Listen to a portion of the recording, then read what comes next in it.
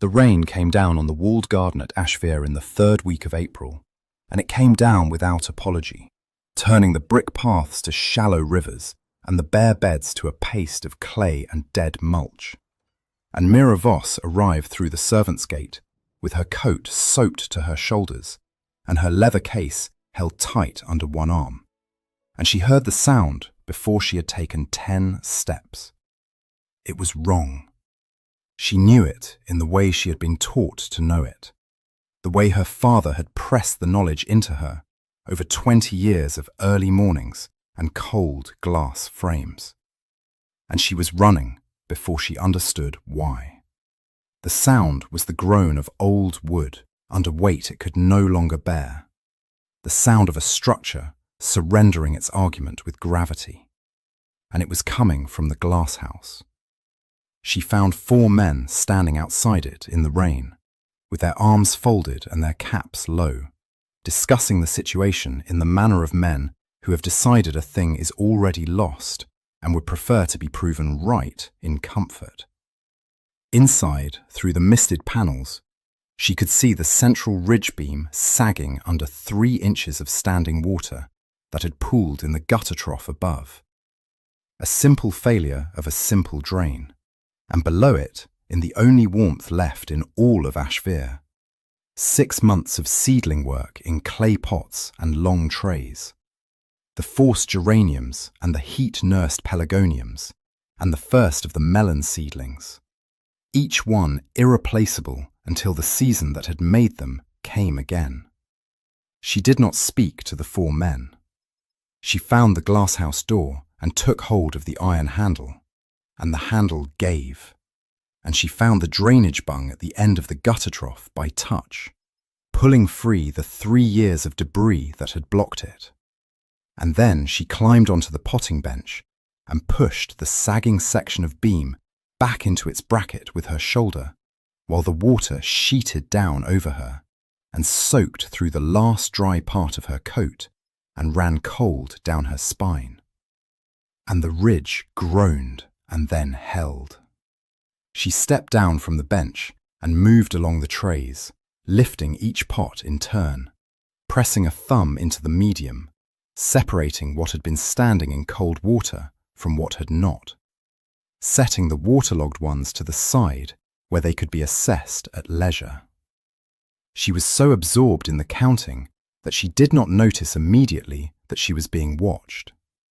When she turned, she found the man on the upper path behind the rain-darkened glass, tall, dark-coated, entirely dry beneath a black umbrella, and his face held the particular expression of someone who has witnessed a performance and has not yet decided whether it deserves applause or embarrassment. He said, loud enough to carry through the rain, to the head gardener standing at his elbow, "Don't waste any more of the seedling stock on her." She heard it. The head gardener, a man of 60, with the face of someone who has outlasted many such pronouncements and intends to outlast many more, heard it and said nothing. The Duke of Ashvere turned and walked back toward the house, and the umbrella went with him, and the rain fell impartially on all the rest of them. And the head gardener looked through the glass at Mira, still standing at the seedling trays, and she was already writing something in her workbook, and he looked away. If you have come this far in the rain with me, then settle in, because this is a story about what it costs a house to be wrong, and what it costs a woman to be patient, and what grows in the space between.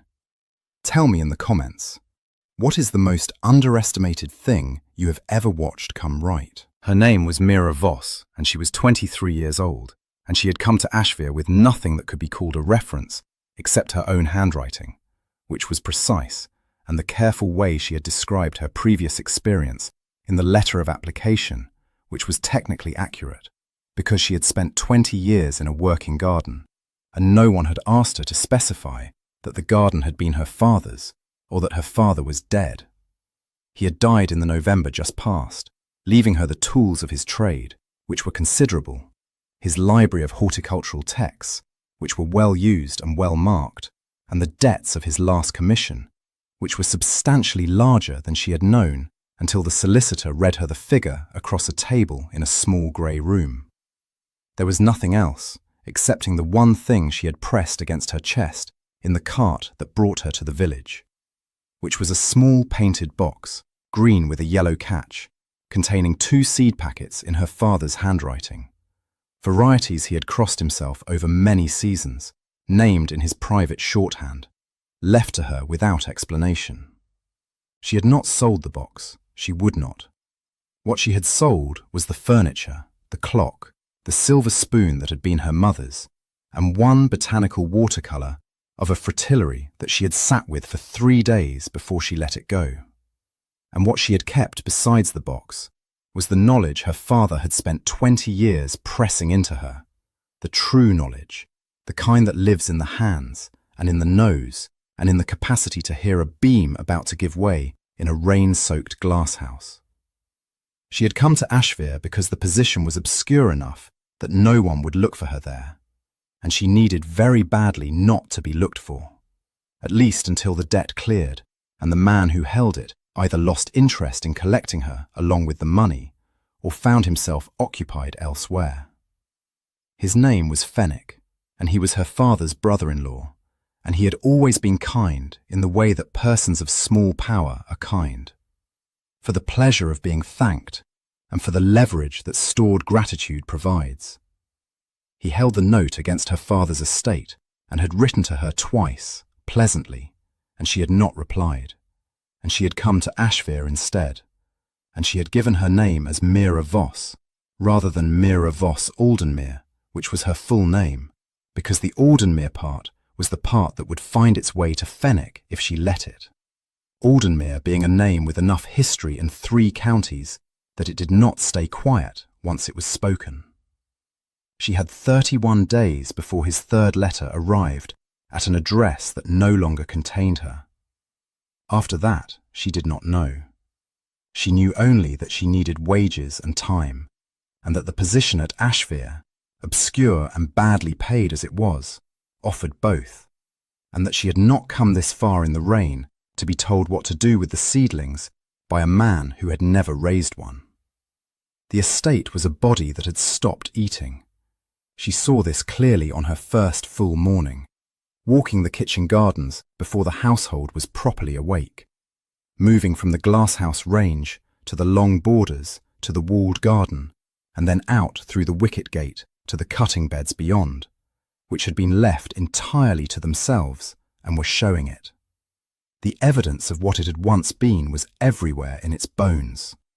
The glasshouse range was 8 panels long and had been built by people who understood that glass and lead and iron are a long commitment, and the potting sheds behind them were dry and high-ceilinged with the right north-facing quality of light that tells you the person who sited them knew what early seedlings need, which is steady rather than direct. The walled garden was sheltered on 3 sides by brick that had been there since the previous century, mellow and warm and the kind of thing that holds the day's heat and gives it back slowly after sundown.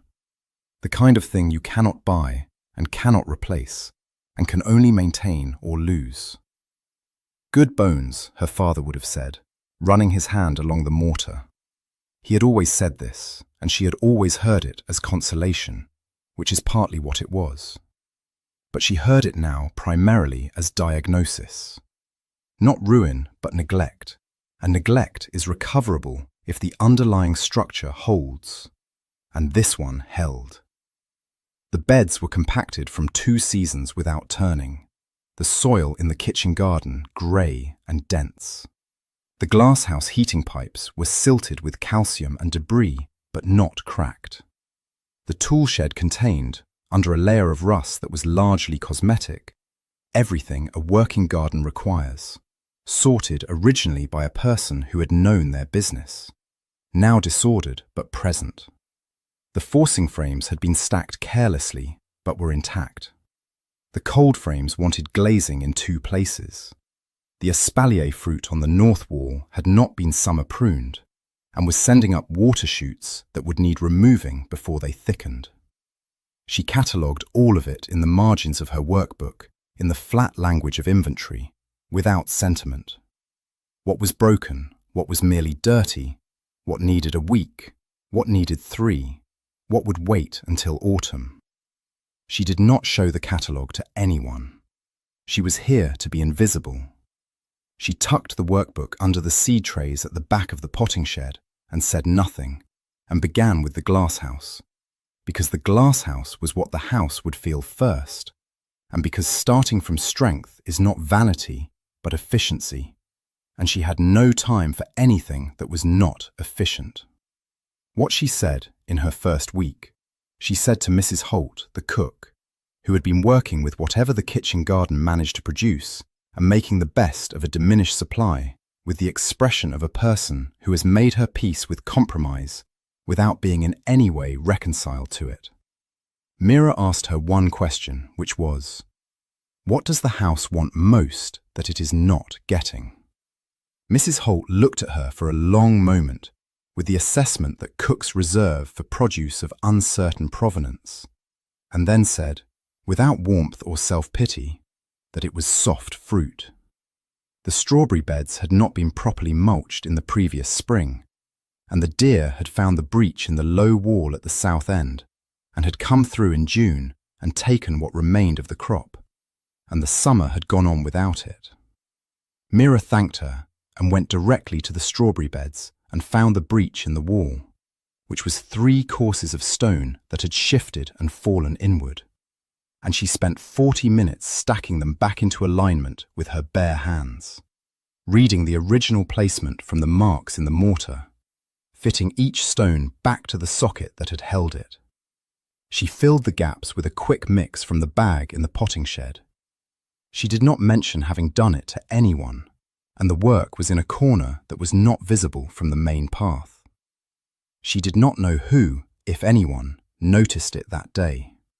But on her 3rd morning, the taciturn man who managed the outdoor work and spoke to no one except in strict operational necessity, touched the brim of his hat to her as she passed the barrow shed. Not the casual nod of an equal, but the deliberate acknowledgement a man offers to someone he has decided is worth acknowledging. It was a very small thing. She filed it away. She went back to the glasshouse. She had a great deal of work to do. She had been at Ashfire 9 days when the summons came, and it came not to the servants' door, but to the library door, and she went with earth still on the backs of her hands, because she had not had warning, and because she was not going to pretend to have had it. And she was shown through 2 corridors into a room of green silk curtains, a great deal of book leather, and a fire that was burning with the determined quality of a fire that has not been allowed to go out in years. In the chair beside it sat the oldest woman Mira had ever been in a room with, who still gave the impression of being entirely in charge of it. The Dowager Duchess of Ashfire looked first at Mira's hands, then at her boots, and then at her face. And what she said about the boots she said by not saying anything, which is the most efficient form of commentary available. Then she said, "Tell me what you have seen in the garden, and do not be tactful. I am 91 years old, and tactful people have wasted more of my time than any other category of person." So Mira told her. She told her about the compacted beds and the silted pipes and the breach in the south wall and the strawberry beds, and about the espalier fruit and the cold frames and the tool shed, in the plain language of assessment, without softening, because the dowager did not look like a person who was interested in performances of any kind. The dowager listened with her eyes closed, her hands very still in her lap, and when Mira had finished, the dowager was quiet for a moment and then said, "My grandson's wife loved that garden above everything on the estate. She died 26 months ago in the first week of October, and after she died, the garden died with her. Or rather, my grandson let it die, which is not quite the same thing, but comes in time to the same end." Mira did not say anything. The dowager opened her eyes and looked at her directly and said, "My grandson told his head gardener not to waste any more seedling stock on you. You heard him." She said she had. The dowager said, "I am giving you the key to the seed store. I am also giving you the authority to draw against the household accounts for everything the garden requires, up to the sum I am going to have written down for you before you leave this room. If my grandson objects, refer him to me. He will not object. He has not objected to anything in this house since the first week of October before last." Then she held out a key on a ring of old brass and a folded paper beside it. And after Mira had taken both of them, the dowager looked at the fire for a moment and then said, "Plant the sweet peas against the south wall on the left side." She always put them there. She liked to smell them when she came through the gate. Mira said she would. The dowager nodded once and closed her eyes, which was a dismissal. The wager in the servants' hall had terms that were straightforward. Whether the new undergardener would last until midsummer, or whether she would be gone by Whitsun. Most of the money was on Whitsun. She learned this from Pole, the maid, who had a generous face and the uncomfortable quality of someone delivering news they feel they probably should not. Mira thanked her and went back to the potting shed and finished transplanting the pelargonium seedlings she had been in the middle of before the summons. And she did not think about the wager again, because thinking about it was not a use of her time. Her time was being spent as follows: mornings on the physical work of the beds, each one turned and dressed in sequence from east to west across the kitchen garden. Afternoons in the glass house, because the glass house was the house's thermometer, and the work there was precise and required the kind of patience that can only be taught by repeated failure. 1 hour each evening at the small table in the corner of the potting shed with the household accounts that she had persuaded Mrs. Holt by degrees to allow her to consult, on the grounds that the kitchen garden fed the house and she needed to understand what the house required in order to plan what it should produce. She had a habit of numbers learned from her father, who had kept the accounts of every estate he had ever worked and had taught her that the accounts of a place are its second biography, more honest than anything hung on the walls or carved above the door. What she found was mostly unremarkable: the ordinary costs of an estate operating below its capacity, the ordinary economies of a household in grief. But in the lime and the aggregate, in the quarterly orders for materials against the quarterly records of use, there was a number that did not agree with itself. Not by a large amount, by £3 in one quarter, 4 in the next, 6 in the one before that. Small enough to be an error, not small enough to be random. She wrote it in her workbook in pencil, a small note with a question mark, and turned the page, because a single discrepant number is a question, not an accusation, and the difference between the two is exactly the amount of work required to answer the question first. The seedlings came up. This is not a minor thing to state. The pelargoniums that had been standing longest in the cold water were gone, 12 pots of them, which she had expected, and she did not mourn them except professionally, noting the loss in her workbook and adjusting the season's plan accordingly. But the rest survived, and in the warmth she maintained in the glasshouse, through the simple expedient of clearing the silted heating pipes with a length of stiff wire and a series of carefully directed buckets of very hot water, each one poured at the joint where the calcium had built worst, the seedlings came up strongly and with good colour. The melon seedlings, which were the most expensive and the most irreplaceable, were robust by the 3rd week of May, their first true leaves unfurled and dark against the pale medium. She sowed the sweet peas in the 2nd week of May and put them in against the south wall on the left side, pressing each seed into the prepared trench at the measured interval her father had always used, and by the end of that week there were tendrils on the lowest wire. She was checking the canes on a Tuesday afternoon when she became aware of someone standing at the garden gate and looked up to find that it was the Duke of Ashfire. He was not watching the sweet peas. He was looking at the south wall as a whole, at the freshly repointed sections, 3 of them now, the mortar pale grey and new against the old brick, and his face held an expression she had not seen on it before, which was simply no expression. Not the dismissal she had seen through the glasshouse glass. Not the absence of grief, but a genuine nothing, the look of a person caught unguarded. He said, without moving from the gate, "You repointed the wall." She said, "The mortar was failing in those 3 sections. A wall is only as sound as its weakest joint." He said nothing for a moment, and then said, "My grandmother speaks well of you." She said, "Your grandmother is very kind." He said, "She is not actually kind in the way you mean. She is accurate. The distinction is not trivial." Then he looked at the section of wall she had not yet reached, where the old plaster render had fallen away in a long diagonal scar down to the brick, and he said, without particular emphasis, "She used to put the sweet peas there." And before Mira could answer, he had turned and gone back up toward the house.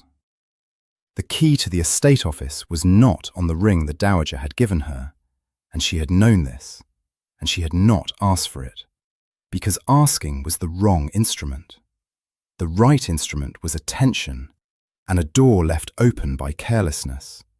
And carelessness came from Mr. Graves, who was the estate manager, a man of middle years with a pleasant face and a soft voice, and a manner of explaining things that made you feel you were being included rather than managed, and who came and went from the estate office at hours that did not quite correspond to the hours recorded in his own entries, which she had observed without recording.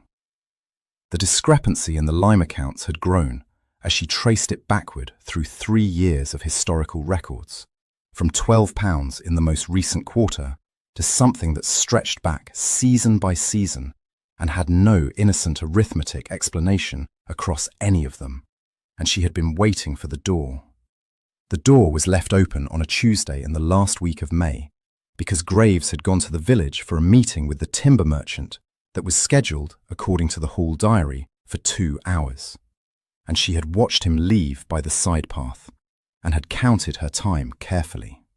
She went in, not far, far enough to see the shelves and the 2 ledgers bound alike in brown buckram cloth, one sitting squarely at the front of the shelf in the way of a document that expects to be consulted, and one pushed behind a stack of land survey rolls with its spine turned inward.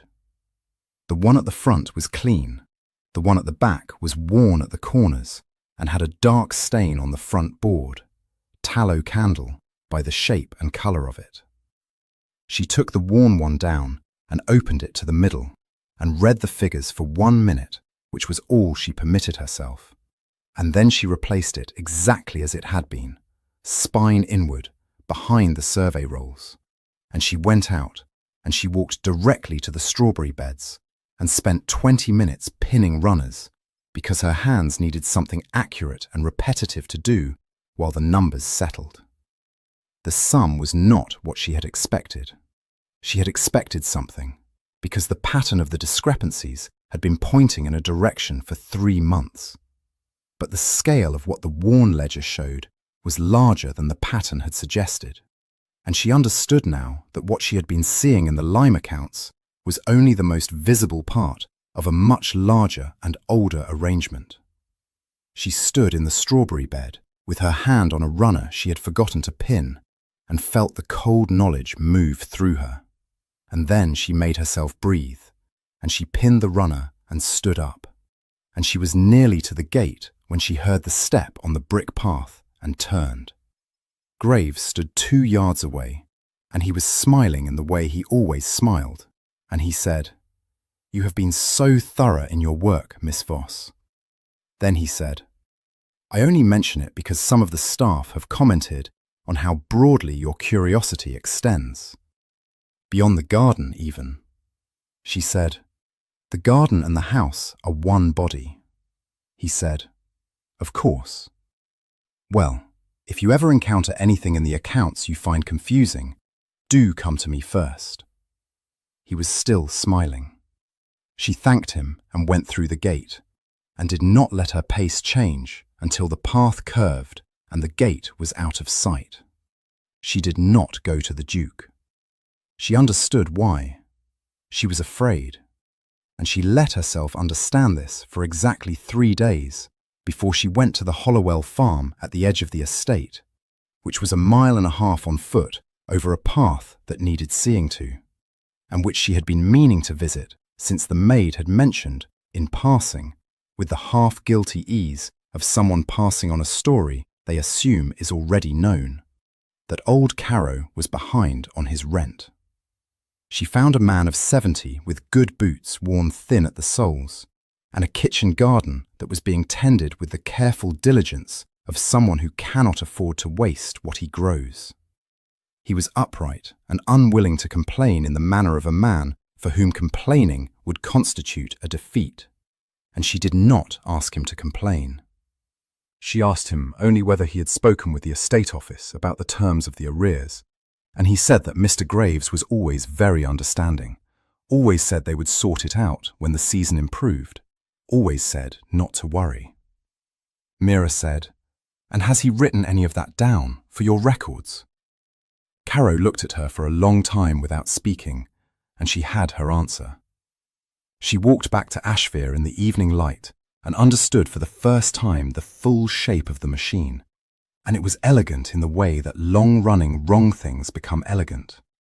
Mr. Graves ran on decency, on a master too sunk in grief to open his own account books, on tenants too proud to make formal complaint, on loyal household servants who had known him for years and would never say a word without reason, on a frightened newcomer who could not afford to be looked at closely.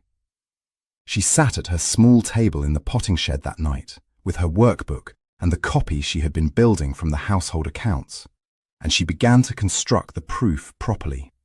Not a collection of suspicious figures, but a traceable argument, entry against entry, date against date, the gap between the two ledgers made visible and specific.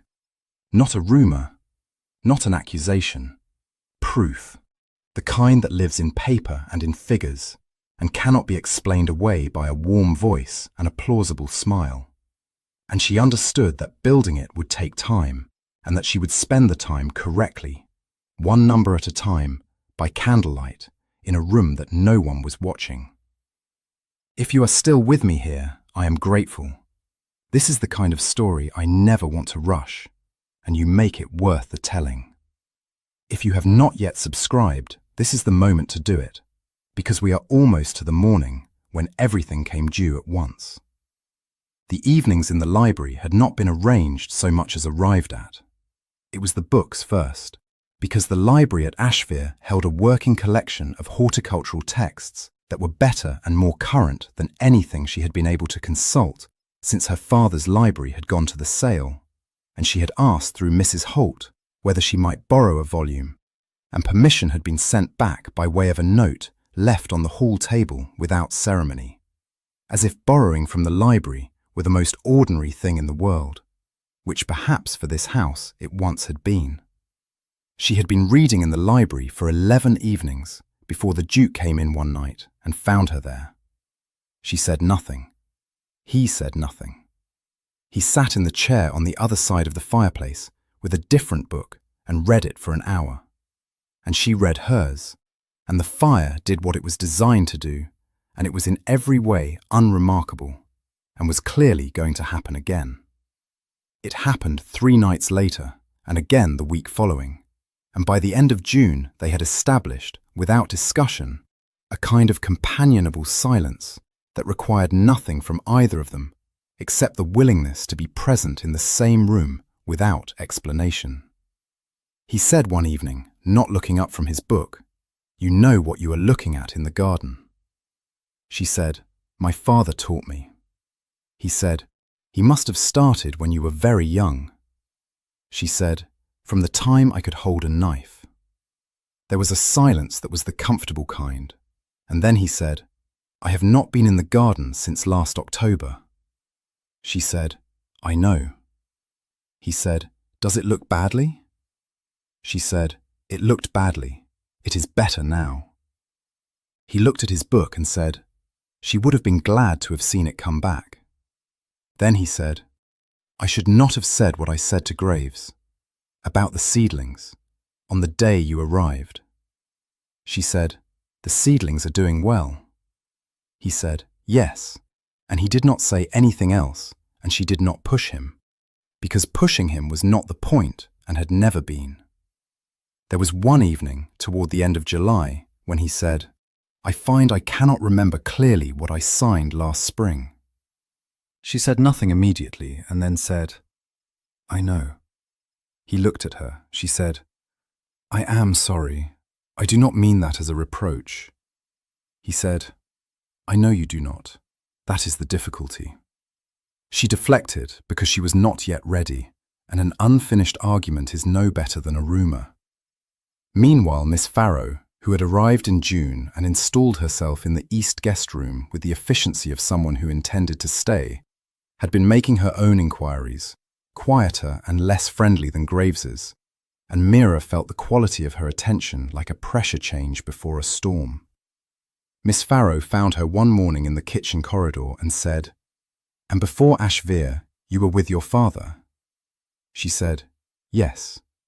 Miss Farrow said, "And your father is," she said, "dead." Miss Farrow nodded once and moved on, and Mira understood that her time was probably shorter than her workbook was. The patron died. Not yet, not quite, but she was failing in the way of very old bodies that have been running on will alone and are beginning to negotiate a different arrangement. And Mira knew it from the banked height of the fire in the library on the morning she was summoned a second time, and from the way the dowager's hands were wrapped now rather than folded. But she was still entirely in charge of her surroundings and of the conversation, and she held out to Mira, without preamble, a ring of keys that required 2 hands to hold. She said, "These are the household keys. They have been with the housekeeper since November, who is a good woman and an honest one, but who is tired, and who will be relieved to give the weight of them to someone younger." Then she said, "I will be accurate with you because I am always accurate, and because you deserve it. You are hiding something. I do not know what it is, and I have not investigated, because it is not my habit to investigate things that are not my business, and you are not my business, but my grandson is, and what happens in this house is. I suspect what you are hiding is not as large as you fear it to be. You should resolve it yourself before someone resolves it for you, and you should resolve it soon." Then she said, with the dry economy of a woman who has decided to say a true thing and wants to get it done, "My grandson does not smile easily, and he did not smile at all for 26 months, and he smiled last Tuesday in the garden.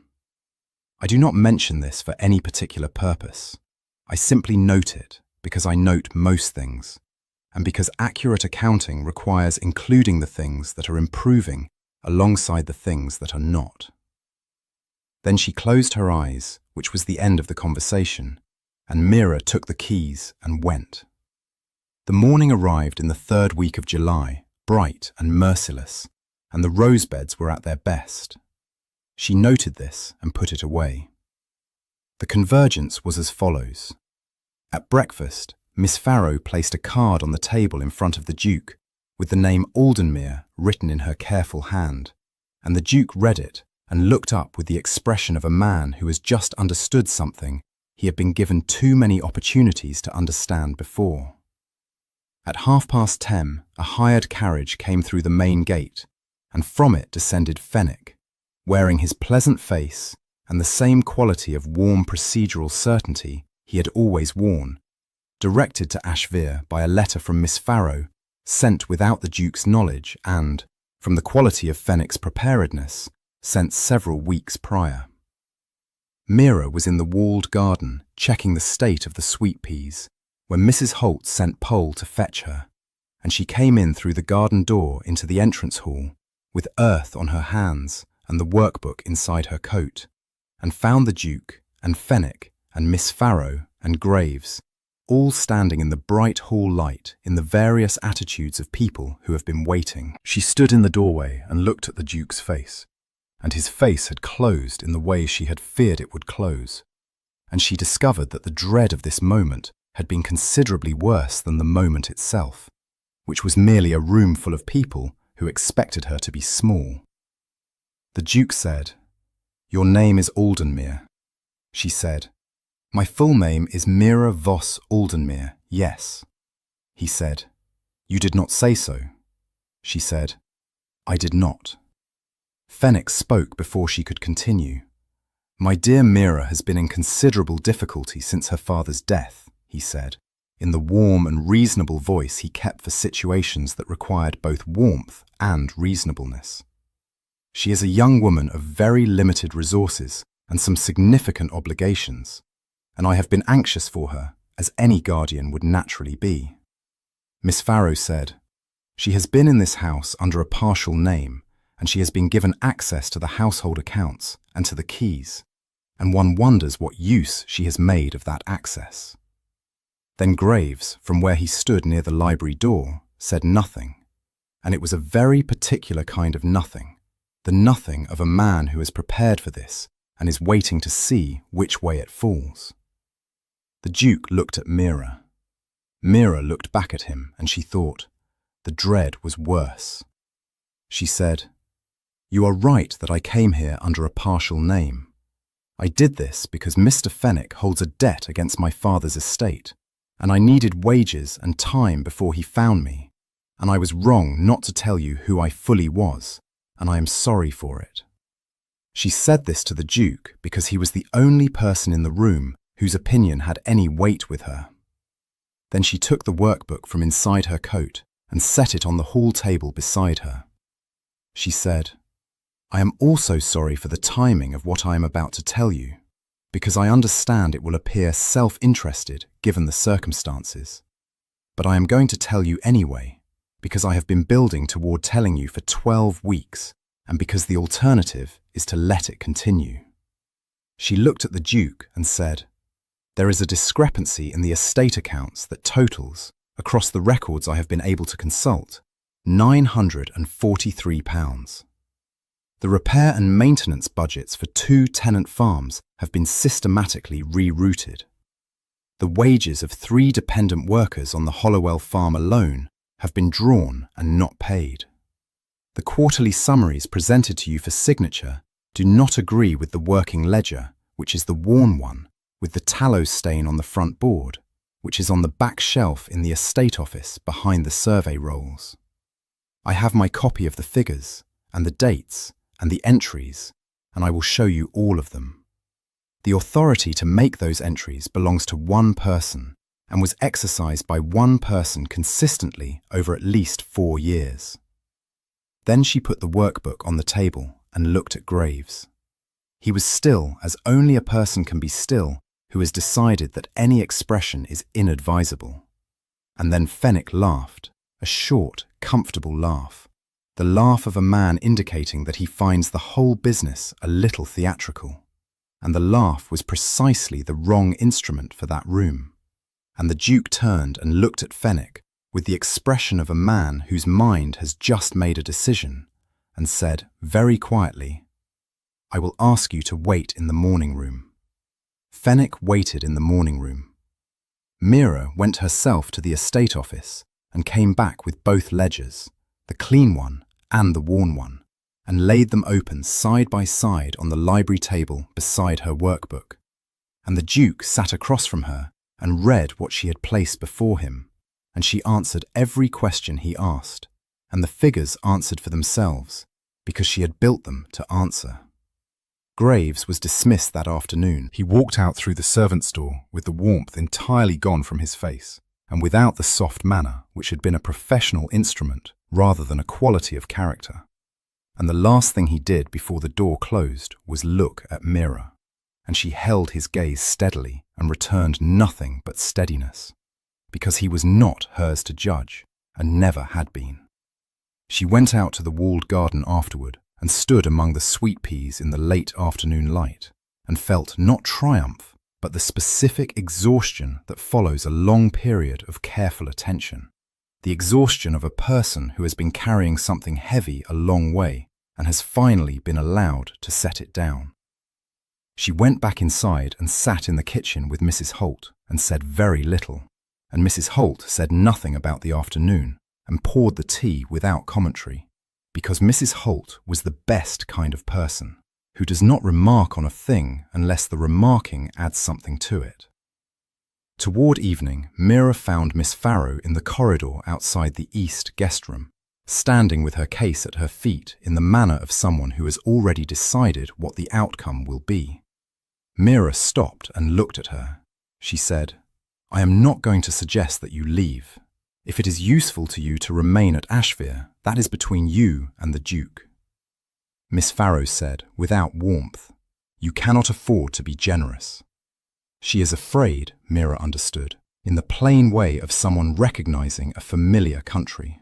She had always been afraid.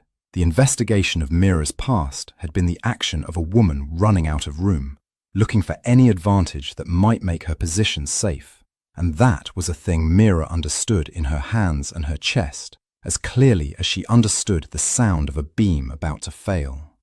She said, "I know what it is to be cornered and to act from that place. I do not hold it." Then she said, "There is a position managing the household linen and records. It has been empty since October, if you would consider it." Miss Farrow said nothing for a moment that was long enough to be real, and then said, "I would consider it." She did not say thank you. Mira had not expected her to, and did not need it, and went back to the potting shed to close up for the evening. The debt was settled the following month. The Dowager cleared the balance from her own account and wrote Fenwick a note that was 3 sentences long and arrived with a solicitor's letter, and Fenwick left the matter, because people who argued with the Dowager on paper had a consistent record of losing. Caro's tenancy was written down in terms that did not depend on any conversation with the estate office, an actual document, witnessed, filed, specifying the correct arrears without the artificial debt that Graves had been cultivating across 6 seasons. And Mira read the document twice before she was satisfied that it said what it meant to say, and would continue to say it regardless of who held the keys next. The repairs that had not been made were made. The work contracted to the people the estate had always used, the ones who had been told for 3 years that the budget did not extend to them. The money that was recovered covered a significant part of it, not all. Enough. The Dowager died in the following winter, in the chair beside the library fire, and she had been in the garden the afternoon before, the outdoor man said, walking the south wall with her stick, and she had stood for a long time at the sweet peas that were long finished by then, only the dry stems and the seed pods, and she had looked at them as though they were still in bloom. The festival had not been held since the October before last. She learned this from Mrs. Holt and from Pole and from the outdoor man, all separately, in the separate way of people who do not know they are telling the same story. It had been held every harvest since the 4th Duke had established it, and everyone on the estate had come. The house staff and the tenants and the dependent families, and there had been tables in the courtyard and dancing afterward, and it had stopped because everything had stopped in October. She did not say anything about it to anyone because it was not her position to say it. She planted the autumn bulbs and put the beds to rest with the care that beds need going into the cold months. And she was on her way to the potting shed on the first morning of October when the Duke came through the garden gate and said, "I would like to hold the festival this year." She said, "That seems right." He said, "I would like your help with the arrangements." She said, "Yes." He was quiet for a moment and then said, "My grandmother told me some months ago that you were the best thing that had happened to the glass house in years." She said it in the tone she used when she was reporting a fact about something she had decided was her business, which meant she had made it her business. He stopped and looked at the south wall and then at her and said, "I am glad you came through that gate in April." She looked at the sweet pea stems, dry and finished, and said, "So am I." He said, "The position has not been formally offered. Head gardener. The title, the wage, the house at the edge of the kitchen garden that goes with it."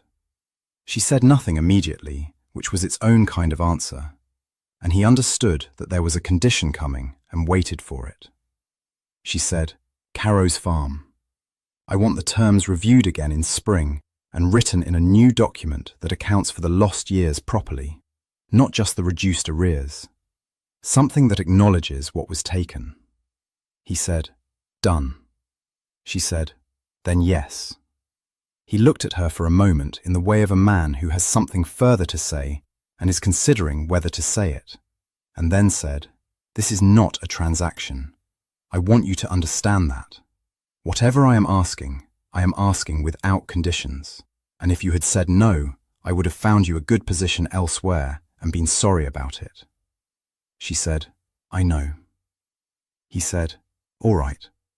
Then they stood together at the gate in the first cool of October, neither of them speaking, the garden behind them quiet and put to bed for the winter, the beds turned and dressed and waiting, the way good gardens wait, without urgency, without doubt, in the full knowledge that the season will come again. The festival was held on a Saturday in the last week of October, and the walled garden had never been designed for a crowd and received one without apology, the way a well-built thing receives more than it was designed for, not easily, but without breaking. There were tables on the brick paths and lanterns on the walls, and the rose hips were still orange against the old brick in the sections she had pruned, and the outdoor man had cut the last of the chrysanthemums and put them in tin buckets along the path with the directness of a person who does not consider this a decorative act, but a practical one. And Mrs. Holt had produced food in quantities that spoke of months of wanting to produce it and being given neither supply nor occasion.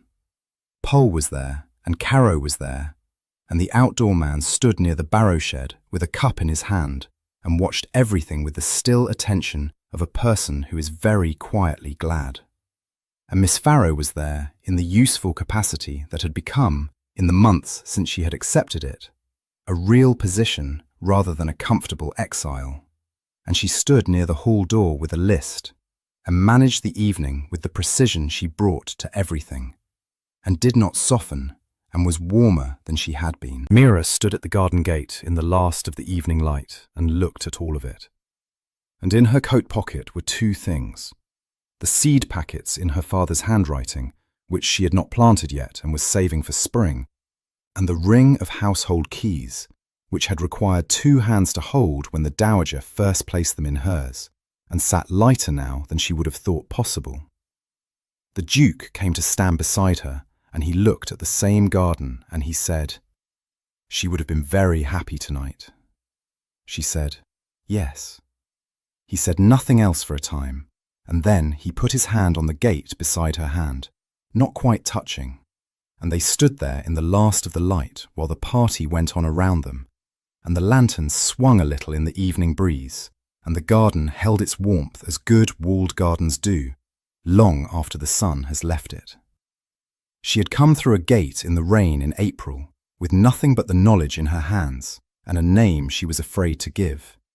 And she stood now at the same gate, with the keys in her pocket, and the season's work behind her, and her own name intact. And the fear that had been the whole weight of the journey was gone, replaced by something that had no grand name, only the quality of standing in the right place at the right time, in a garden that had been brought back, which is what it means to be home. Thank you for watching this one to the very end. Tell me in the comments where in the world you are watching from and what this story made you feel. I read every single one and they matter to me. If you have not yet subscribed, please do, because there are more stories where this one